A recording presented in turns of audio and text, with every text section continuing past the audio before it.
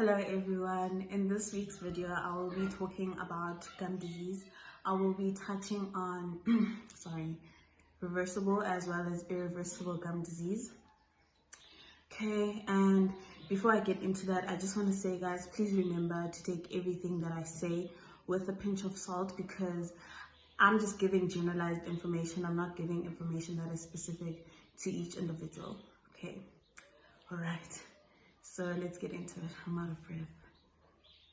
Okay, so with your, I'm gonna keep looking down because I have my notes here in front of me.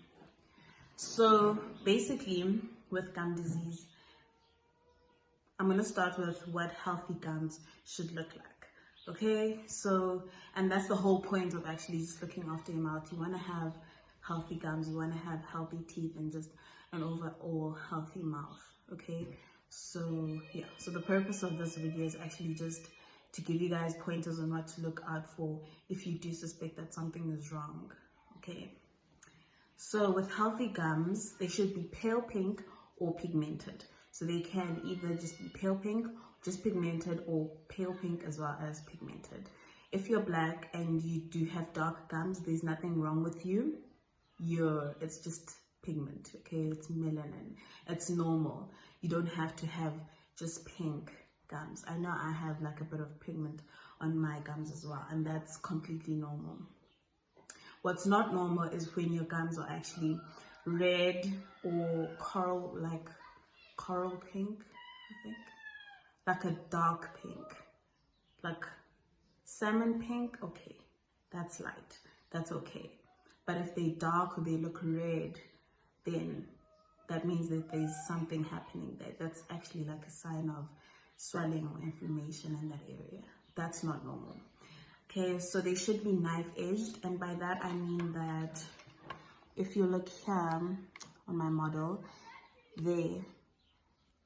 see that is pointy. So where they meet there in between the tooth, that area there is pointy. So they shouldn't be round in that area. They should be pointy, and that's what I mean by knife edged. They should be stippled. Okay, so that means, you know, like a orange peel that has like spots or like whatever on it. It's not like completely smooth. Okay, that's also a sign of healthy gums.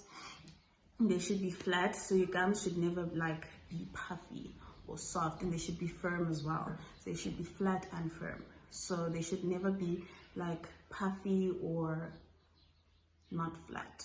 Okay, so when you press on your gum, like it should feel flat, it should feel like hard because it's sitting on bone.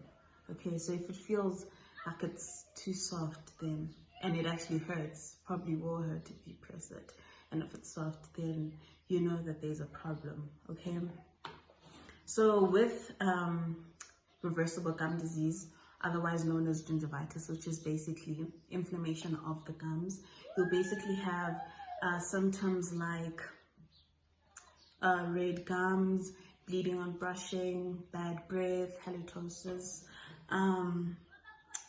Yeah, your gums will be soft. They can be like smooth, they'll like shiny almost. You know, when something is quite smooth and it looks shiny, yeah, it will give off that appearance as well. Okay, so going to irreversible gum disease, otherwise known as periodontitis. Okay, so if reversible gum disease, gingivitis, is left untreated, it can and will progress to irreversible gum disease, and we don't want that because it's irreversible.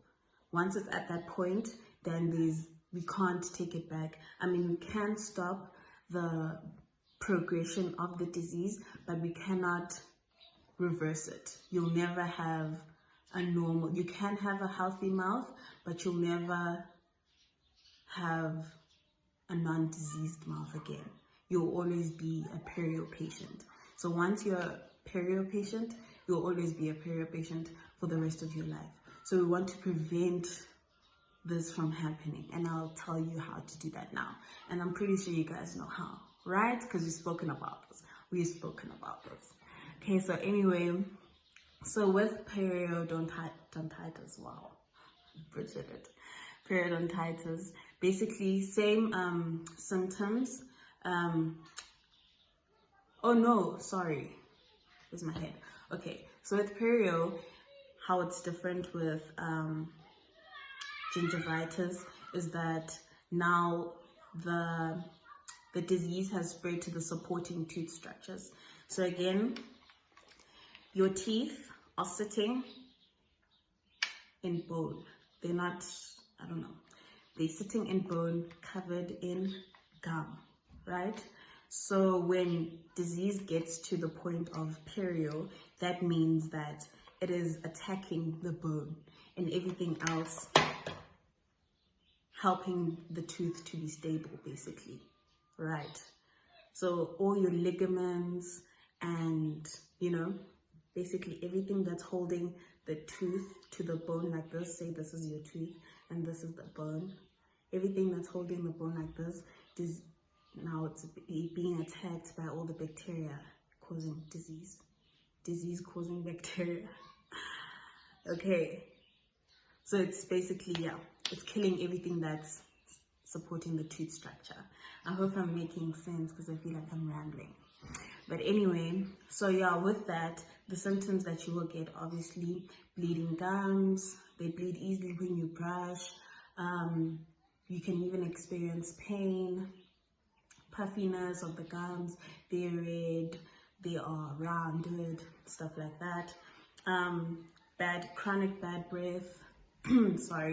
Chronic bad breath, receding gums. So that means that your gum is no longer here, it's like up there. Or your gum is no longer here, it's down here, making your teeth look longer, okay? And the reason for that is that gum follows bone. So disease is eating away at the bone that is supporting the tooth. And the gum, because it's, flat on the bone like this, when bone goes down, because this is the gum, this is the gum, this is the bone. So bone goes down because it's being attacked by the disease, then the gum will follow, making your tooth look longer, okay?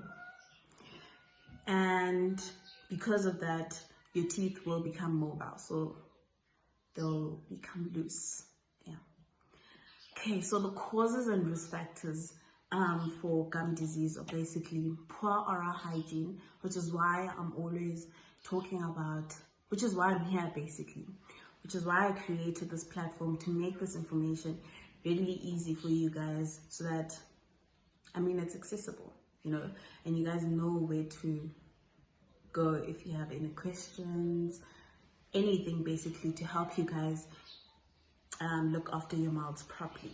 Right, so poor oral hygiene, obviously, because then you have plaque buildup, and plaque will then develop into calculus if you don't brush frequently and you don't brush effectively, it will develop into calculus, which is that hard cement, and all of that is bacteria, and that bacteria will obviously, like the longer it stays, the harsher it becomes, and it, the longer it stays, the harsher it becomes, and it starts causing all these problems in your mouth. So bad oral hygiene, smoking, age, older people obviously are more prone to getting gum disease more than younger people. So genetics as well play a role. Medications, some medications actually do cause intraoral effects, but obviously then if you do experience those things with certain medications, then you have to discuss that with your doctor. Okay, it's usually like arthritis medication and stuff like that. Stress, because your immunity and stuff, as well as poor nutrition. Okay, so guys, your mouth is not just the isolated part, like it's very connected to everything else that happens to your body. Okay, so if your mouth is not okay, it's kind of inevitable that your entire health will suffer, right? So I'm not playing games here, okay, when I say that. Please look after your mouth, because it's a very essential part, okay? okay, to look after as part of your overall health. You cannot ignore it and think that things are just going to happen for themselves. They won't. You need to play an active part in looking after your mouth. Okay. Right. And okay, so to prevent gum disease as well as to maintain